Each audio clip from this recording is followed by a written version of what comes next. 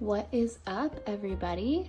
I'm here again with another planner, not my actual planner, but a different notebook, just a dot grid notebook here, to talk about one of my goals for 2022, and that is to do a low buy year. So the difference here between a no buy year and a low buy year is that you set rules for yourself and you're not going cold turkey, let's say.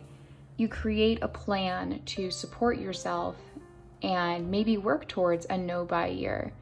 But I find a lot of joy in making purposeful purchases. Say that 5 times fast. And I think there is a lot to be said for conscious consumerism and supporting things like small businesses and sustainable companies. That being said, I do impulse buy a lot. And through this process, I'm going to break down my shopping habits, kind of areas and reasons that I spend money, and then create rules for myself and then strategies to stay within those rules and accomplish my goal of a low buy year. Okay, everyone with me? Cool, let's do this. So, counterintuitively, we're gonna start down at the bottom. So, areas and reasons that I spend money. One of the first ones is to go and convenience food. And if I spell something wrong, don't yell at me. I'm very bad at spelling. So this happens when I go out to run a bunch of errands and I end up getting really hungry and then I buy food, or I go grocery shopping and I get a little overzealous, and that's where I kind of blow my budget. Also, makeup and skincare and hair care.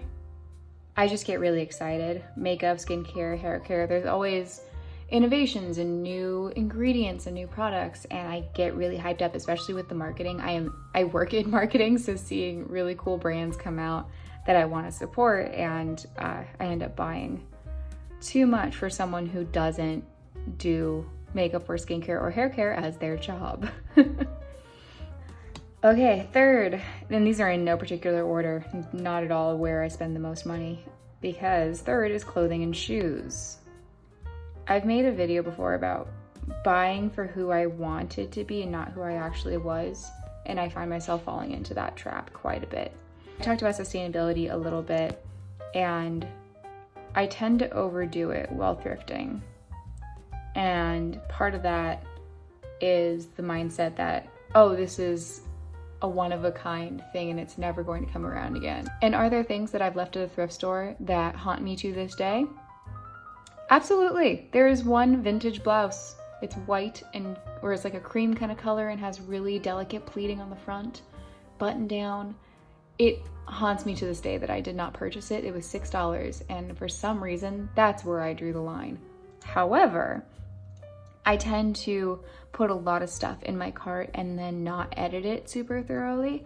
And then I end up with clothing that I wear a few times maybe, and it doesn't fit me properly. I don't feel like tailoring it. It doesn't fit my actual personal style. So, thrifting.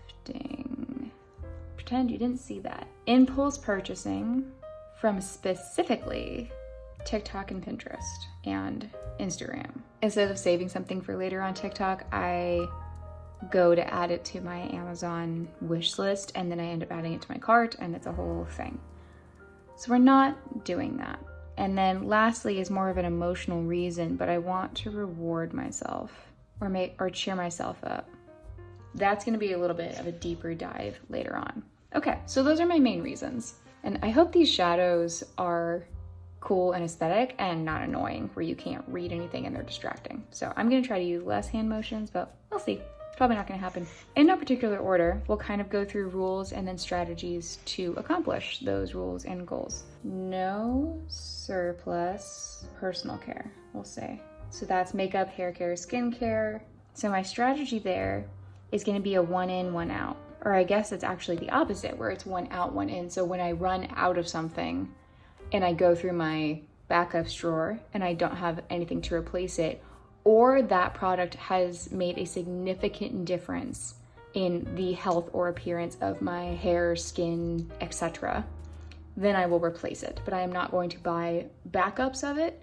I am not going to buy random products that are advertised to me. If I run out of something, I can then replace it. So if I run out of all of my blushes, I can buy a new blush. But just because I ran out of one specific blush, I need to use the other ones first, if that makes sense. Buy nothing new. So this refers to more wardrobe things. This falls in line with the overdoing it at the thrift store. So I'm trying to accomplish two things with this one strategy, which is going to be a $50 budget a month for thrifting. The sun is shining right on me and I am roasting. Nothing impulse. Okay, so I've already started implementing a few things to help with this and it's been working really well. So I created monthly save folders for Instagram, and then on TikTok you can't create folders, which is stupid. And I have Pinterest gift lists. So what I do is I save those things, and then once a month I will go through, get rid of what is no longer relevant, and if I'm still interested in that thing, I either pin it to my gift list on Pinterest or I add it to an Amazon wish list, and I'm not allowed to add things to my cart. And then what works out really well is my birthday is in June and it's halfway through the year, and then Christmas and the holidays are in December. So at halfway points through the year, I can kind of go through those wish lists and really curate them and figure out what do I actually want in my life. So we'll just put wish lists to encompass all of that. Another tactic, I tend to impulse buy books. I see someone's review on it and then I want to impulse buy. So I'm going to use the library, and my library is partnered with a audiobook and ebook app, so I'm going to check that too. Check if yours uses that because it's amazing. Unsubscribe. That is, I'm just gonna, y'all are gonna hate me for scratching that out, but you know, let me see if I have whiteout. Let's see. Do I? I could have sworn I did. Aha! I found it. Found it. Okay, we'll just do this. Is that better for you guys? Unsubscribe from emails. Because I know we all have way too many marketing emails. And don't do it like the once a month go and unsubscribe everything. Unsubscribe when you get it. That's the only way I found to manage the insane amount of emails that we get. And then if you need to, I don't feel that bothered by this point, but if this is something that really you're trying to change, remove credit cards from the autofill. So whether it's in Google Pay or Amazon or what's another one, Shop Pay, Klarna, like all of those secondary credit systems scare me. This kind of falls into the one in, one out, but I'm gonna skip down here so that they line up. No new art supplies or workout gear. One out, one in. No new art supplies unless I run out of something or break something. Same thing with workout gear. I tend to buy for my aspirational self of, oh my God, I'm gonna get into lifting. I need lifting gloves. Did I ever get into lifting? Not particularly. So that same rule applies. Excess food purchases. Okay. Oh my gosh, I cannot spell today. So my strategies for that I've developed actually work really, really well. Meal planning is a big one, going into the grocery store with a list, basically. Becoming a more well-rounded cook, because you can cook things that you would end up buying places for an exorbitant amount of money. One of the instances that people have really delved into is bread baking. For a long time, convenience bread was the only bread. Like, it was not a common thing to know how to bake your own bread. And as we all saw during quarantine, I cannot write and talk at the same time. People started baking again, and that's something I've gotten into. I really want to get into. I'm gluten sensitive. I don't have a full gluten intolerance, but I can eat sourdough. I can't really eat a ton of other breads, so I'm learning to cook my own because they're freaking expensive. Eating before errands. I always underestimate how long it's going to take to do something and then end up getting hungry. And also, keeping snacks in your car. I always underestimate how long it's gonna take to do something, whether it's errands or a project where I'm sitting at my desk for a long time and then I forget to eat and then I'm starving and then I don't put thought into what I'm putting into my body.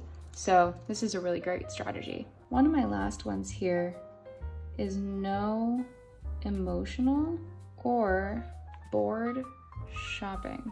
So to do this, create a list of other activities. And what's important with this is create a realistic list and not an aspirational list of, oh, instead of shopping, I'm gonna go run 3 miles. We all know that's not gonna happen. Those are two very different levels of activity and investment, like personal investment, whether it's energy or mental capacity. So create a wide range of different activities on your list, some that are just sitting on your phone.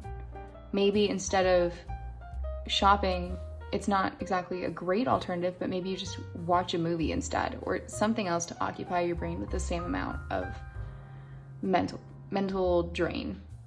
Or if you're shopping because you're putting off something else, maybe it is time to go do the dishes. Maybe it's time to make the bed. Maybe it's time to go take a shower. Could be those things. I often shop when I feel anxious. Sometimes going and taking a walk is a great alternative. To avoid the emotional shopping, journaling actually really helps, because that helps you unpack your emotional state. And if you really feel like your emotional state deeply influences your shopping habit and you feel like it's more serious than other people deal with, highly recommend therapy. There's no shame in it, and it's actually a really great thing, and I wish more people went to therapy.